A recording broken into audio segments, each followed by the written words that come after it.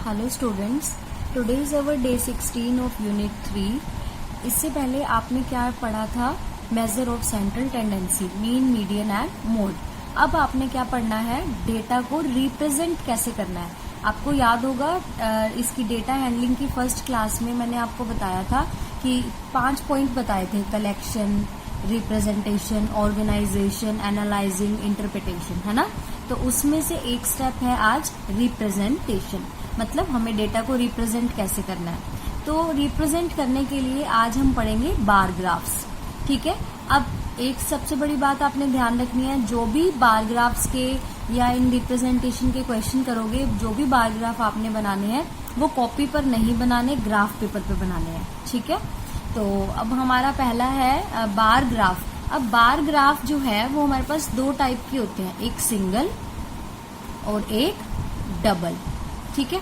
अब सिंगल और डबल पढ़ने से पहले हमें पता होना चाहिए कि बार ग्राफ होता क्या है। तो bar graph are a way of organising data visually.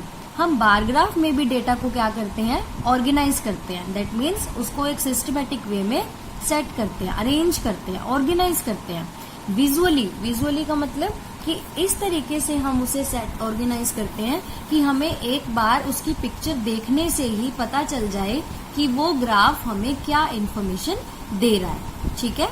तो bar graphs are a way of organising data visually. Second, it help in comparing and analysing data. अब बार ग्राफ का यूज क्या है? ये हेल्प करता है हमें कंपेयर करने के लिए, दो क्वांटिटीज को कंपैरिजन करना है हमने, तो हम किसका यूज करते हैं? बार ग्राफ्स का, ठीक है। तो अब आपको बार ग्राफ बनाने के लिए दो लाइंस ड्रॉ करनी है, एक इस तरीके से, एक इधर। तो इस लाइन को बोलते हो हॉरिजॉन्टल एक्सिस और इस लाइन को बोलते हो वर्टिकल एक्सिस, ठीक है। कोई भी बार ग्राफ बनाने के लिए दो लाइंस ड्रॉ करोगे, vertical axis and horizontal axis. और ये लाइंस जो आपने ड्रॉ करनी है, these line should be drawn with scale and pencil. Clear है? पेन से कोई भी नहीं बनाएगा इनको।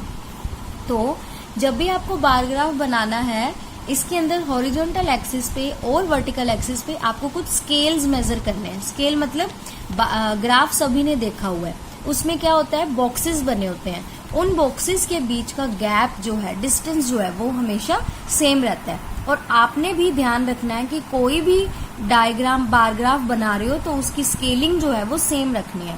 तो जब भी आपने स्केल रखना है किसी भी क्वेश्चन में, तो वो स्केल आपने मेंशन करना है कि एक यूनिट आपका किसके इक्वल है, ठीक है। हम एक एग्जांपल लेते हैं, जैसे ये हमारे पास एक एग्जांपल है। यहाँ पे एक ये बार ग्राफ बना हुआ है, ठीक है। ये जो आप देख रहे हो, ये मैंने विदाउट स्केल और ग्राफ पेपर पे भी नहीं बना हुआ है, इसलिए ये थोड़ा सा टेढ़ा मेढ़ा हो रहा है, लेकिन आपको ग्राफ पेपर पे बनाना है और स्केल और पेंसिल का यूज करके बनाना है, ठीक है। सपोज ये ग्राफ है आपके पास, बार ग्राफ। इसमें देखो यहाँ पर हॉरिजॉन्टल एक्सिस पे क्या है? 0, 100, 200, 300, इन सब के बीच में कितने का गैप है? 100 का, ठीक है। तो आप यहाँ पे मेंशन करोगे कि 1 unit equal to 100, 1 unit equal to 100। That means एक बॉक्सेस में इनके बीच में कितना गैप है? 100 का, ठीक है।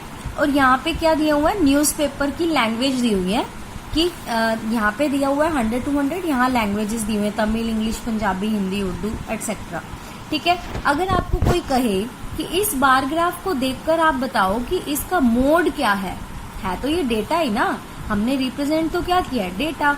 देखो आप क्या है, ये किसके बीच में आ रहा है? अब जब ग्राफ पे बनाओगे तो आपको क्लियरली दिखेगा कि ये 150 पे लाइन आ रही है, ठीक है। ये कितने का है? 500। ये कितने का है? 450। ये कितने पे जा रहा है? 800 पे। क्लियरली आपको ग्राफ पेपर पे मेंशन हो जाएगा, ठीक है। तो मोड अगर आपको इस तरीके से देख के बताना हो तो आप क्या करोगे? जो सबसे लॉन्गेस्ट बार होगा वो आपका क्या होगा? मोड। ये क्या है? बार्स हैं। क्या बोलते हैं इनको? बार्स। जो लॉन्गेस्ट बार होगा वो आपका क्या होगा? मोड। दैट मीन्स ये वाला मोड है, मतलब Hindi language. That means mostly जो पर्सन्स हैं, पीपल हैं, वो कौन सा लैंग्वेज का न्यूज़पेपर यूज करते हैं? हिंदी लैंग्वेज का, ठीक है। तो हमें देखो इस बार ग्राफ को देखते ही इंफॉर्मेशन पता चल गई कि 800% जो है वो कौन सा न्यूज़पेपर यूज करते हैं? हिंदी का, जो कि हाईएस्ट स्केल है। क्लियर है? और अगर आपको कोई कहे कि इसी डेटा का मीडियन निकालो, तो मीडियन निकालने के लिए हम क्या करते हैं? पहला स्टेप, जो भी डेटा है उसे आप किस में अरेंज करते हो, असेंडिंग ऑर्डर में। क्लियर है? तो डेटा अब आपने ऐसे नहीं कर देना कि ये वाला सारा डेटा उठा लोगे, नो, ये तो स्केलिंग है। हमें किसको उठाना है, ये वाले डेटा को। जैसे ये किस पे है, 150 पे, ये 500 पे, ये 450 पे, ये 800 पे, इस तरीके से ले लिया हमने यहाँ पे। ठीक है, ये डेटा ले लिया और आपने क्या करना है, इसको असेंडिंग ऑर्डर में अरेंज करके लिखना है। लिख दिया। अब आपको देखना है कि ये ऑड डेटा सेट है या फिर इवन डेटा सेट है। 1 2 3 4 5 6 that is even data set. इसका मतलब 6 नंबर्स हैं, 2 यहाँ से लीव करो, 2 यहाँ से लीव करो, बीच वाली 2 आपने ले ली। इन दोनों को क्या करोगे, प्लस और 2 से डिवाइड। आपको क्या मिलेगी, मीडियन की वैल्यू 400। ठीक है, इस तरीके से ये तो आपने पढ़ा सिंगल बार ग्राफ। फिर आपके पास आता है double bar graph. Double bar graph में क्या होगा, डबल मतलब 2, जहां पे सिंगल में आपने एक एक बार देखा था, अब डबल में आपके पास 2 बार ग्राफ्स होंगे। Same horizontal axis, vertical axis, कुछ इस तरीके से आपका ग्राफ बनेगा कि एक यूनिट पे आपको 2-2 चीजों की इंफॉर्मेशन मिलेगी। ठीक है, तो इसके पॉइंट्स अगर आपको ध्यान रखने हैं तो क्या है, it display 2 sets of data at once. मतलब एक बार में 2 डेटा सेट को रिप्रेजेंट कर सकता है ये। इससे भी हमें कंपैरिजन पता चलता है। ठीक है, अब बात आती है कि इसको ड्रॉ कैसे करना है, बनाना कैसे है।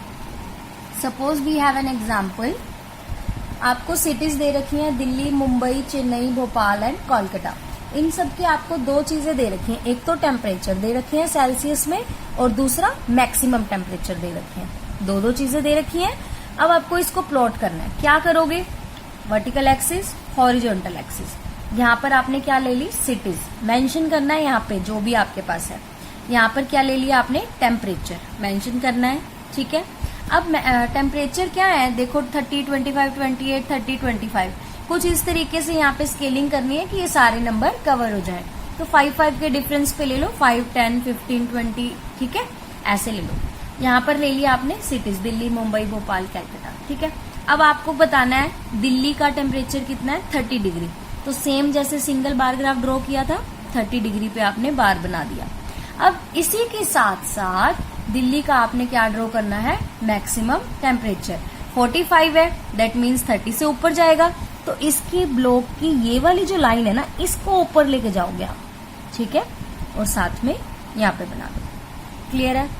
सिमिलरली फॉर सिटी मुंबई, अब आप टेम्परेचर ड्रॉ करोगे पहले 25, नेक्स्ट मैक्सिमम टेम्परेचर इसका 33 है, मतलब 25 वाली लाइन को 33 तक लेके जाओगे और फिर उसी स्केलिंग के साथ बार ग्राफ ड्रॉ करोगे। इसी तरीके से आपने सारे डबल बार ग्राफ ड्रॉ करने हैं। मेंशन करना है कि आपकी स्केलिंग क्या है। 1 यूनिट किसके इक्वल था, 5 डिग्री सेल्सियस के।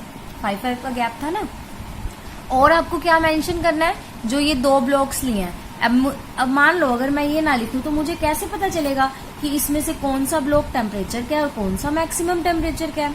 तो इसके लिए आपको यहाँ पे मेंशन करना पड़ेगा कि जिसमें आपने लाइंस ड्रॉ कर रखी हैं वो टेम्परेचर बता रहा है और जो ब्लैंक बार है वो क्या बता रहा है, मैक्सिमम टेम्परेचर। तो ध्यान रखना है, बार ग्राफ को स्केल और पेंसिल से बनाना है, स्केलिंग सेम रखनी है, जो भी चीज आपने ड्रॉ की है उसे मेंशन करना है।